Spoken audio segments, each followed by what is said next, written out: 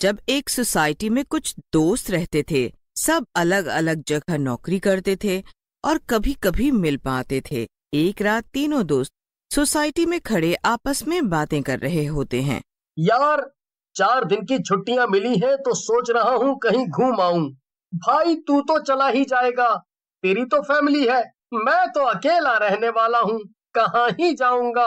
अरे भाई, मेरी बीवी भी मायके गई है और वो 1 महीने से पहले नहीं आने वाली, तो मैं भी तो फिलहाल अकेला ही हुआ ना।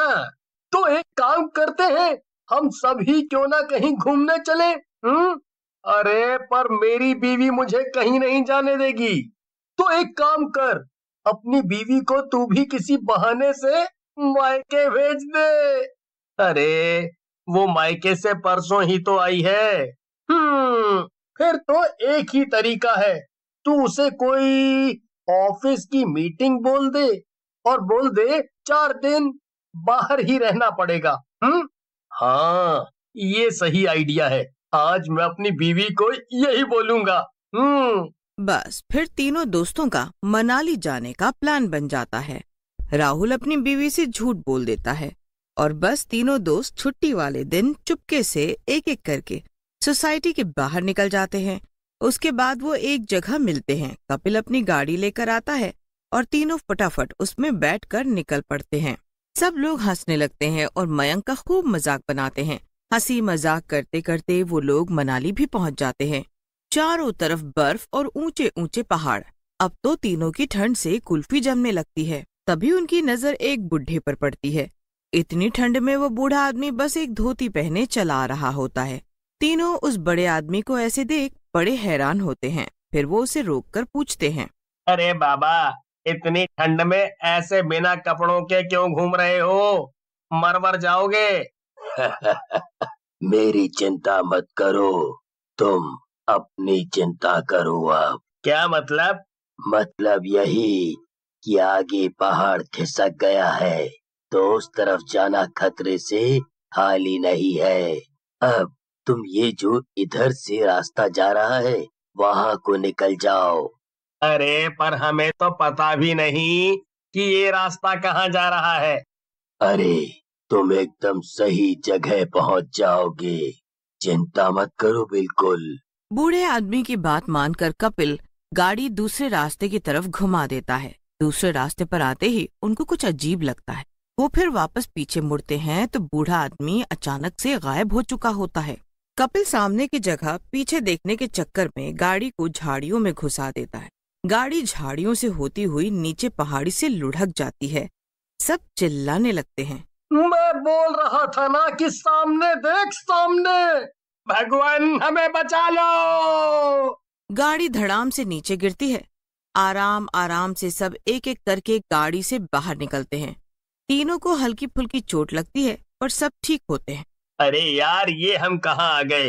ये कैसी अजीब सी जगह है। हाँ यार, ये इतनी खतरनाक सी जगह है और हमारी गाड़ी भी कहाँ फंस गई।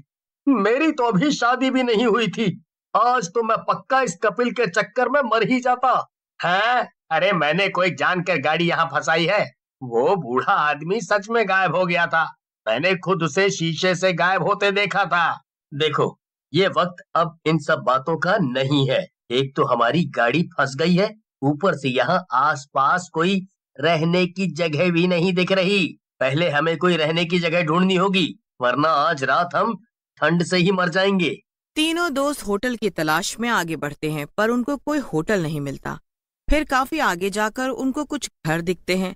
तीनों बड़े खुश होते हैं और जाकर एक घर का दरवाजा खटखटाते हैं पर कोई भी दरवाजा नहीं खोलता। फिर आखिर में एक बड़ी ही सुंदर लड़की दरवाजा खोलती है। जी, आप लोग कौन हो? जी वो हम दिल्ली से आए हैं। वो हमारी गाड़ी वहाँ पहाड़ी से गिरकर झाड़ियों में फंस गई। हमारे पास रहने की कोई जगह नहीं है। देखिए, ठंड बहुत ज्यादा है, कोई भी अपने घर का दरवाजा नहीं खोल रहा। हम रात को कहाँ जाएंगे? प्लीज एक रात हमें यहाँ रुकने दो। पर मेरे बाबा आ गए तो वो मुझे जान से मार डालेंगे। हाँ, मेरे बाबा अभी वो घर का सामान लेने गए हैं, कल तक आएंगे। अरे तो बस सही है ना, कल तक हम यहाँ से चले जाएंगे, वो भी उनके आने से पहले। उनको पता भी नहीं चलेगा कि हम यहाँ हैं। वीणा बहुत डरी हुई होती है, पर उन तीनों दोस्त पर तरस खाकर उनको घर में रहने देती है। अंदर आकर तीनों को बड़ा सुकून मिलता है। रात को सब खाना खाकर सो जाते हैं। आधी रात हो जाती है और फिर एक आहट से मयंक की आंख खुल जाती है। मयंक देखता है कि वीणा एक बड़े से कटोरे में कुछ लेकर बाहर की तरफ जा रही होती है। मयंक से रहा नहीं जाता और वो वीणा का पीछा करते हुए एक बर्फीले घर तक पहुंच जाता है।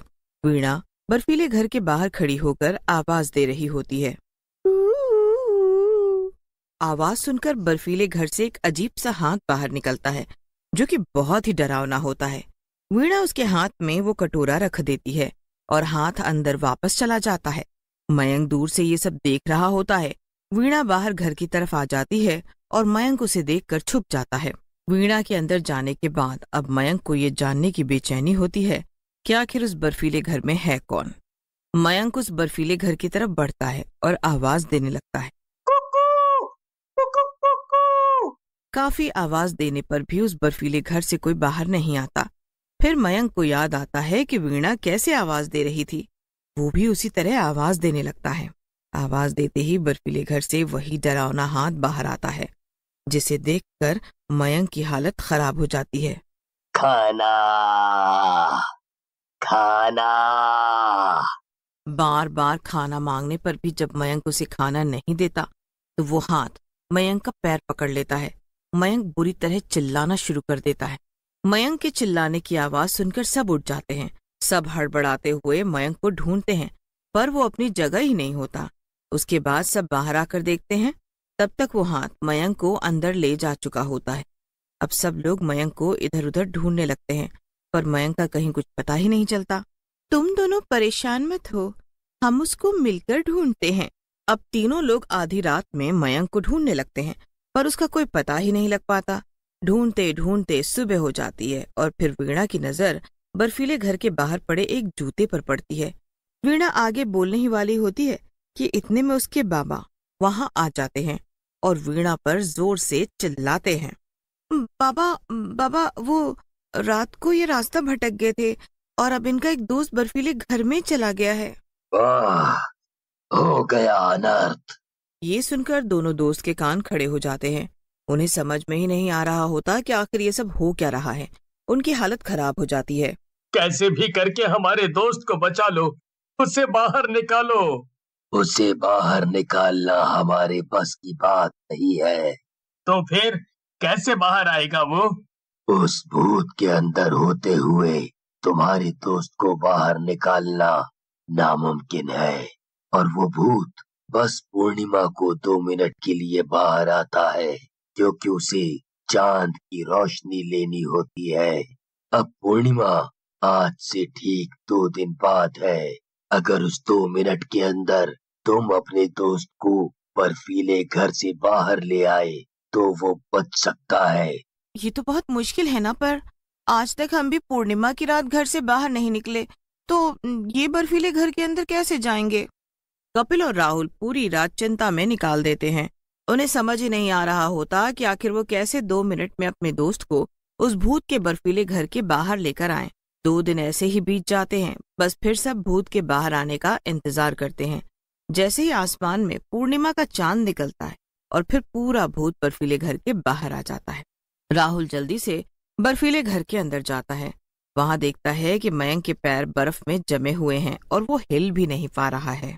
राहुल जल्दी से अपना थैला निकालता है, जिसमें ढेर सारा नमक भरा हुआ होता है। वो मयंक के चारों तरफ अच्छे से नमक डाल देता है। उसके बाद वो भूत के अंदर जाने से पहले बाहर आ जाता है। भूत अब अपने बर्फीले घर में वापस चला जाता है। बस फिर चारों बाहर बैठकर इंतजार करते रहते हैं। अंदर धीरे धीरे मयंक के पैर के आसपास की बर्फ पिघल जाती है। जैसे ही फिर भूत की आंख लगती है, मयंक जल्दी से बाहर आ जाता है। मयंक के बाहर आने